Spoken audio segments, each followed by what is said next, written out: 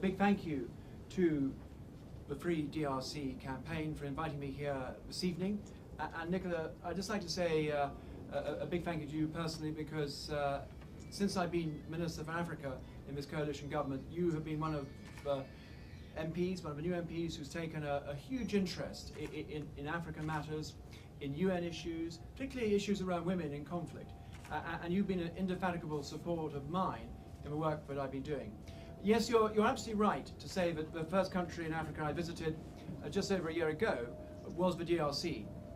I went with my colleague, the DFID Minister, Stephen O'Brien, because I felt it was symbolic, but given the amount of aid that we are putting into the DRC, that I should go with a DFID Minister. And we had the chance to spend some time in Kinshasa, and we saw some of the amazing potential in that great city. We also saw some grinding poverty. We went to Kisangani, which is still really going through a rebuilding process after the conflict. And then out to the east, to Goma, and we spent some time with the UN looking at some of our forward operating bases and hearing firsthand about the challenges of the UN work in that troubled eastern region, and also the challenges involving young children and women as well.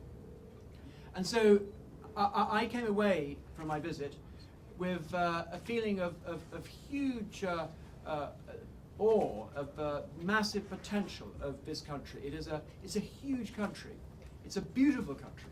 And the potential for this country to be not just at the crossroads of Africa, but at the heart of Africa and driving African prosperity.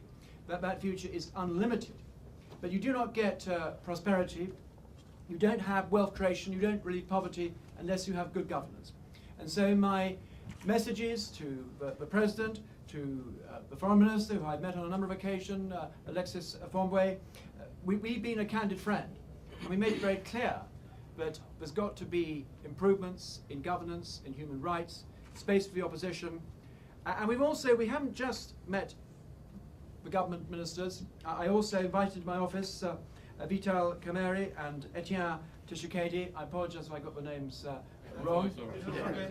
And we never turned down a Congolese parliamentarian or an NGO or a business person who comes to London, because we want to engage with people from the DRC, because we regard our bilateral relationship with the DRC as being very, very important indeed.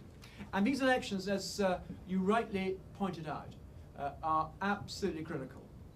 The other impression I came away with from the DRC is that there still is a democratic deficit. But the one thing you must have is confidence in elected members.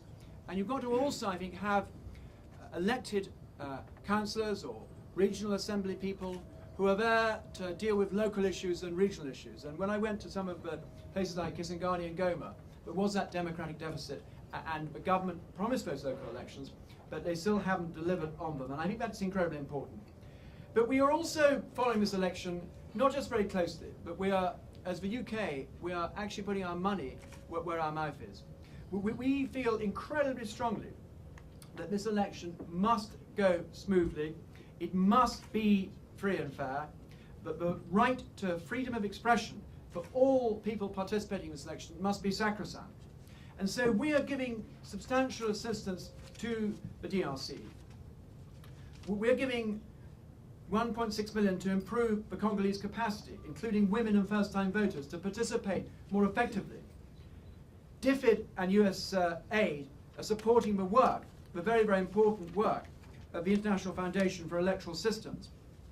We're giving money to the Carter Center to build the capacity of civil society organizations in the DRC to strengthen the protection for human rights defenders. We're giving substantial amounts of money, £6 million, to Parliament and political parties, including reinforcing the capacity of women to participate fully in political debates and to ensure at least 30% of women in the 15 main parties occupy positions of responsibility. We applied that in the UK. I think I'd lose my job tomorrow and Nicola would take over. We're also supporting critical logistics assistance to MONUSCO. I spent quite a lot of time with MONUSCO. And of course, the UK, we are one of the big funders of MONUSCO. We're paying 8.2% of the cost of MONUSCO. That amounts to many, many millions. And over the last few years, our contribution to MONUSCO and its predecessor, UN peacekeeping body, will have got into territory north of 500 million sterling. So we are big contributors to the UN. And I feel very, very strongly that MONUSCO has a vital role.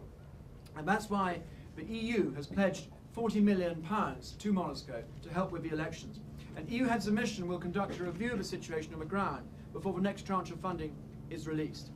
I believe that timings are going to be tight to achieve the date of the 28th of November, but I do believe that it can be done. I think the work that's been done in terms of registration through CENI has been very impressive. 20% more registration than in 2006. Yes, there have been some irregularities highlighted by the opposition, but so far, thank goodness, it is moving ahead smoothly, but we cannot be in any way complacent. I had an email from our Ambassador, His Excellency Neil Wigan, who says that he so far met 6 of the most credible opposition candidates in the last month. And I think it's very important to bear in mind that HMG, the UK, we do not take sides in elections. The only side we take is that of aspiring to free and fair elections wherever they take place. Yeah. We believe passionately in democracy and in the freedom of people to go and express their views in elections without hindrance, without violence, without intimidation.